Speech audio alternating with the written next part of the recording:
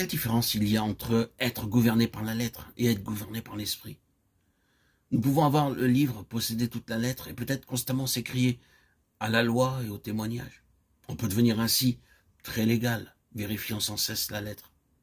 Le Seigneur Jésus n'a pas agi de la sorte, ni l'apôtre Paul, zélé comme il l'était pour les Écritures, pour la parole de Dieu, entièrement gouverné par la parole de Dieu. La chose qui comptait pour eux était la parole vivante.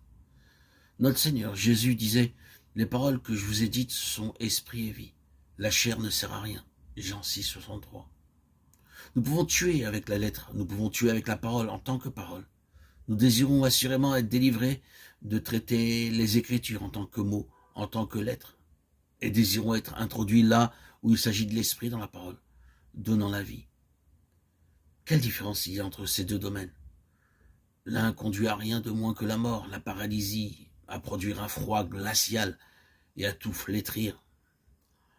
L'autre conduit à une condamnation positive, à un jugement qui est nécessaire pour détruire la chose qui est mauvaise. Cet autre domaine ne laisse pas les choses dans cet état de flétrissure, sans indication, ce qui n'est que trop souvent le cas lorsqu'il s'agit simplement d'une chose, de la lettre. Vous savez, vous avez donc le double aspect de la parole en vue de la croissance en Christ. Premièrement, la parole est une déclaration inspirée de l'Esprit. C'est ce que la parole de Dieu doit être, et non pas simplement quelque chose qui a été écrit. Secondement, l'esprit de vie est associé à la parole. Ceci soulève une très grosse question, une question qu'il est peut-être quasi dangereux d'exprimer en public en ces jours, et dont la réponse demanderait peut-être beaucoup d'explications. La question est celle-ci. Jusqu'à quel point la parole écrite telle qu'elle se présente est la parole de Dieu? On peut se saisir d'un livre, d'un passage, d'un fragment de la Bible, et utiliser ce même fragment en même temps de 50 manières différentes. Le même passage de l'Écriture peut être la base d'une douzaine de choses différentes, d'explications différentes, toutes s'excluant et se contredisant.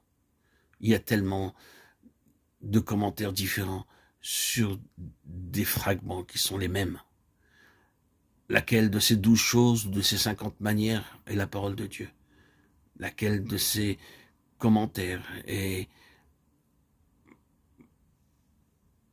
à la hauteur, représente ce que Dieu veut nous enseigner? Vous pouvez prendre toute l'Écriture en tant que lettre de cette manière, en l'extrayant du livre que vous lisez et déclarer « C'est ici la parole de Dieu ». Mais comment allez-vous le prouver?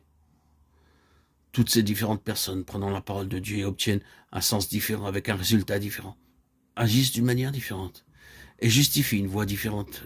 Et la même parole a occasionné un conflit terrible et une énorme opposition entre différentes sections de gens. Jusqu'à quel point est-ce la parole de Dieu telle qu'elle se présente?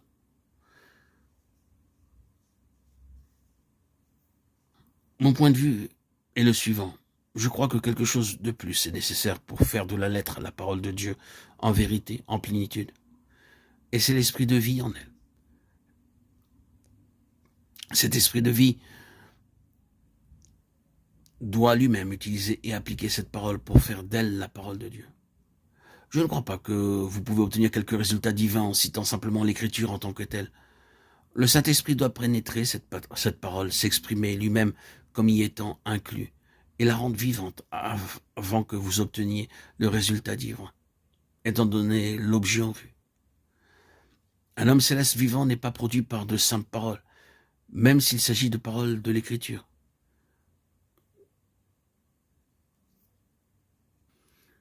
C'est ce que les gens ont essayé de faire. Ils ont essayé d'obtenir l'Église grâce aux paroles de l'Écriture, constituer l'Église parce qu'il se trouve écrit. Et ainsi, vous avez une demi-douzaine de genres différents d'églises, tous se tenant sur ce qu'elles appellent la parole de Dieu. Et la chose produite n'a pas de vie. C'est un homme céleste vivant que Dieu a en vue. Et pour produire cela, l'Esprit doit opérer par l'intermédiaire de la parole. Le Seigneur a dit à ses disciples, « Les paroles que je vous ai dites sont esprit et vie. » Seigneur, à qui ayons-nous? Tu as les paroles de la vie éternelle.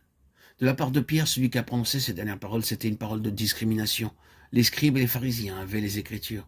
Ils proclamaient que tout ce qu'ils avaient et détenaient se trouvait dans la parole de Dieu. Ah, oui, mais ils ne connaissaient pas ces paroles comme celles de la vie éternelle. Il y a une grande différence, très grande différence. Cette vie se trouve dans son Fils. Il doit y avoir une relation vivante avec le Seigneur Jésus pour que les Écritures soient rendues efficaces.